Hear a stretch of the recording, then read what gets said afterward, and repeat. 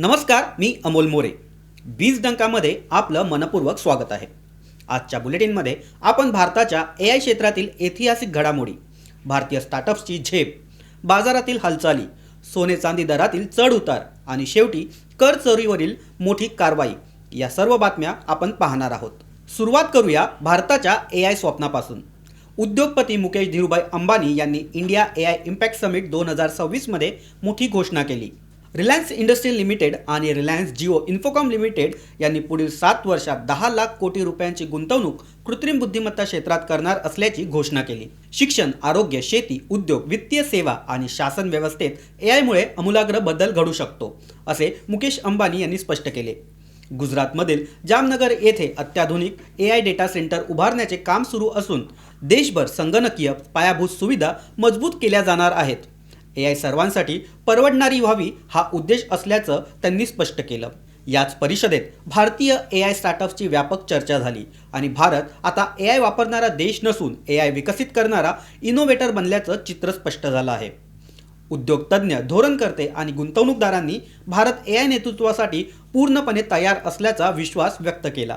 भारतीय भाषांमधील तंत्रज्ञान विकास, स्थानिक गरजांवर आधारित उपाय आणि मजबूत स्टार्टअप इकोसिस्टीममुळे भारत जागतिक AI नकाशावर ठळकपणे दिसू लागला आहे. 2026 मध्ये भारत झपाट्याने प्रगती करत आहे.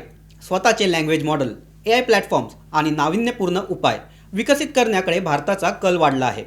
आरोग्य, शेती, ग्राहक सेवा, ई-कॉमर्स उद्योग, शिक्षण आणि क्लाउड इन्फ्रास्ट्रक्चर या सर्व क्षेत्रामध्ये भारतीय कंपन्या जागतिक कंपन्यांना स्पर्धा देत आहेत. भारतीय भाषांमध्ये सक्षम सॉव्हरेन LLM या विकसित करणारी सर्वम AI ही विशेष चर्चेत राहिली. त्यांनी सर्वम काझे स्मार्ट ग्लासेसची झलक सादर केली.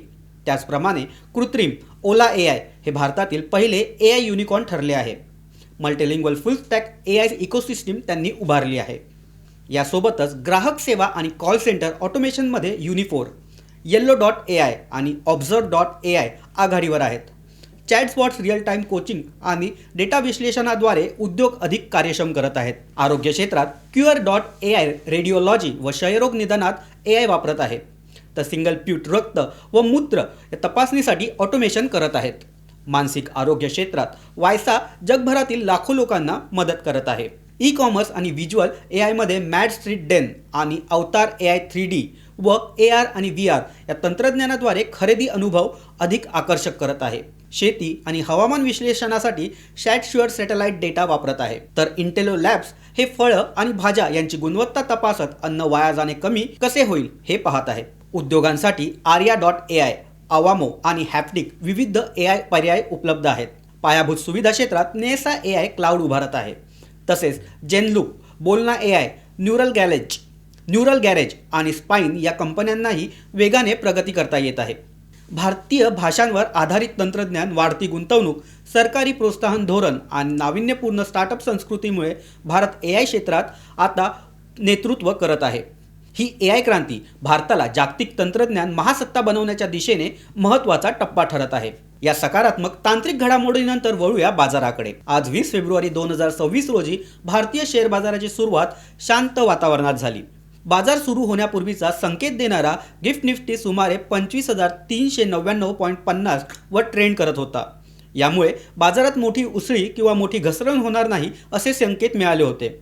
प्रत्यक्ष व्यवहार सुरू झाल्यानंतर निफ्टी 50मध्ये सुमारे 25,550च्या आसपास, तर सेन्सेक्समध्ये अंदाजे 300 ते 400 अंकाची वाढ दिसली. म्हणजेच बाजार पूर्णपणे नकारात्मक नाही तर फार जोरदारही नाही अशी स्थिती दिसून आली. आज बाजार बंद झाला तेव्हा सेन्सेक्समध्ये 316 अंकाची वाढ होऊन तो 82,814 वर बंद झाला. तर निफ्टीचा निर्देशांक देखील 116 अंकाची वाढ नोंदवून 25,571 वर बंद झाला. आज बाजारात काही क्षेत्रांनी चांगली कामगिरी केली. विशेषतः पॉवर, मेटल आणि PSU बँक या क्षेत्रातील शेअर्समध्ये सुमारे 1 ते 2% वाढ नोंदवण्यात आली. काही कंपन्यांचे शेअर्स वाढले, त्यामुळे निर्देशांकाला आधार मिळाला. मात्र दुसरीकडे IT क्षेत्रातील काही कंपन्यांच्या शेअर्समध्ये आजही घसरण पाहायला मिळाली. त्यामुळे बाजारात मिश्र चित्र पाहायला मिळालं.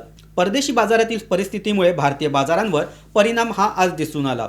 अमेरिकन आणि आशियाई बाजारात हलकी घसरण दिसल्याने भारतीय गुंतवणूकदार देखील सावध भूमिका घेत असल्याचं चित्र बाजारात होतं. दरम्यान आज देशांतर्गत आणि आंतरराष्ट्रीय बाजारात सोने चांदीच्या दरात चढ उतार पाहायला मिळत आहे. जागतिक घडामोडी, अमेरिकन डॉलरची मजबूती आणि व्याजदरांबाबतची अपेक्षा यामुळे गुंतवणूकदारांमध्ये सावध भूमिका दिसून येत आहे. देशांतर्गत वायदा बाजारात multi commodity exchange of India म्हणजेच MCXवर एप्रिल करारातील 24 कॅरेट सोन्याचा दर हा सुमारे 1,55,000 रुपये प्रति 10 ग्रॅमच्या आसपास व्यवहार करत होता. सकाळच्या सत्रात सोन्याने किरकोळ वाढ नोंदवली. मागील बंद भावाच्या तुलनेत किंचित तेजी दिसली, मात्र दिवसभरात दरात अस्थिरता कायम होती.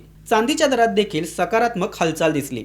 MCXवर चांदीचा दर सुमारे 2,44,000 रुपयांच्या पुढे प्रति किलोवर पोहोचला. सुरुवातीला थोडी घसरण झाली असली तरी नंतर खरेदी वाढल्याने चांदीने जवळपास 1% वाढ नोंदवली. औद्योगिक मागणी आणि सुरक्षित गुंतवणुकीची वाढती प्रवृत्ती यामुळे चांदीला आधार मिळत असल्याचं तज्ज्ञ सांगत आहे. आंतरराष्ट्रीय बाजारात कोमेक्सवर सोन्याचा दर हा सुमारे $5,018 ते $5,020 प्रति औंस दरम्यान व्यवहार करत होता. अमेरिकन अर्थव्यवस्थेतील घडामोडी, विशेषतः फेडरल रिझर्व्ह बँकच्या बैठकीचे संकेत आणि व्याजदर धोरणाबाबतची अनिश्चितता याचा परिणाम मौल्यवान धातूंवर होताना दिसत आहे. आणि शेवटी हैदराबादमधील काही बिर्याणी रेस्टॉरंटमध्ये कथित कर चोरीचा तपास सुरू आहे. ही बातमी पाहूया. बिर्याणीचा सुगंध, गजबजलेली हॉटेल्स आणि लांबच लांब रांगा, सर्व काही सुरळीत असल्याचं चित्र दिसत होतं. मात्र या चविष्ट व्यवसायामागे मोठ्या आर्थिक गैरव्यवहाराचा संशय व्यक्त झाल्यानंतर आयकर विभाग मैदानात उतरले आणि तपासाची चक्र फिरू लागली. ही चौकशी हैदराबादमधील काही नामांकित बिर्याणी रेस्टॉरंट्सपासून सुरू झाली. अधिकाऱ्यांच्या लक्षात आले की रेस्टॉरंटमध्ये ग्राहकांची गर्दी असताना देखील दाखवली जाणारी विक्री अपेक्षेपेक्षा खूपच कमी होती. या तफावतीमुळे संशय बळावला आणि सखोल तपास सुरू करण्यात आला. तपासादरम्यान एक धक्कादायक बाब समोर आली. काही रेस्टॉरंटमध्ये वापरल्या जाणाऱ्या बिलिंग सॉफ्टवेअरमध्ये व्यवहार नोंदवल्यानंतर तो डिलीट करण्याची सुविधा होती. म्हणजेच ग्राहकाने रोख रक्कम दिली, बिल तयार झाले, परंतु नंतर ते बिल संगणक प्रणालीमधून हटवले गेले. परिणामी अधिकृत नोंदीमध्ये विक्री कमी दाखवली जात होती आणि त्यानुसार करही कमी भरला जात होता. यावेळी आयकर विभागाने पारंपरिक छापेमारीपुरती मर्यादित न राहता तंत्रज्ञानाचा व्यापक वापर केला. तब्बल 60 टेराबाईट डेटा तपासण्यात आला. यानंतर देशभरातील सुमारे 1,77,000 रेस्टॉरंटची व्यावहारिक माहिती विश्लेषणासाठी घेतली. डेटा विश्लेषणातून असे आढळले की काही ठिकाणी जवळपास 27% व्यवहार नंतर प्रणालीतून हटवले गेले. आर्थिक वर्ष 2019 ते 20 ते 2024 आणि 25 या कालावधीत सुमारे 70,000 कोटी रुपयांची विक्री लपवण्यात आल्याचा प्राथमिक अंदाज व्यक्त करण्यात येत आहे. ही रक्कम अत्यंत मोठी असून हा प्रकार देशातील मोठ्या करचोरी प्रकरणापैकी एक ठरू शकतो असा दावा अधिकाऱ्यांनी केला आहे. हा तपास अद्याप सुरू असून अंतिम निष्कर्ष पुढील कारवाईनंतर स्पष्ट होणार आहे. हैदराबाद पुरता मर्यादित न राहता तपास महाराष्ट्र, कर्नाटक, तमिळनाडू, गुजरात आदी राज्यापर्यंत पोहोचला आहे. त्यामुळे एका शहरातून सुरू झालेली ही चौकशी आता राष्ट्रीय स्तरावर आर्थिक तपासात रूपांतरित झाली आहे. सध्या संबंधित रेस्टॉरंटची आयकर विवरणपत्रे, बँक व्यवहार, खरेदी विक्री नोंदी आणि सॉफ्टवेअर प्रणालीची तपासणी सुरू आहे. ज्या ठिकाणी कर चोरी सिद्ध होईल तिथे थकबाकी करासह दंड आणि व्याज वसूल करण्यात येणार आहे. या प्रकरणातून एक गोष्ट स्पष्ट होते, डिजिटल युगात व्यवहार पूर्णपणे लपवणे कठीण झाले आहे. बिल प्रणालीतून हटवले गेले तरी डिजिटल ठसे हे कायम राहतात. बिल प्रणालीतून हटवले गेले तरी त्यांचे डिजिटल ठसे कायम राहतात. बिर्याणीच्या ताटामागील ही कोट्यवधी रुपयांची कहाणी सध्या देशभर चर्चेचा विषय ठरली आहे. आजच्या या बुलेटिनमध्ये सर्व बातम्या आपल्याला कशा वाटल्या हे आम्हाला कमेंटमध्ये नक्की कळवा. व्हिडिओला लाईक करा, शेअर करा आणि बीज डंका चॅनलला सबस्क्राईब करायला विसरू नका. धन्यवाद.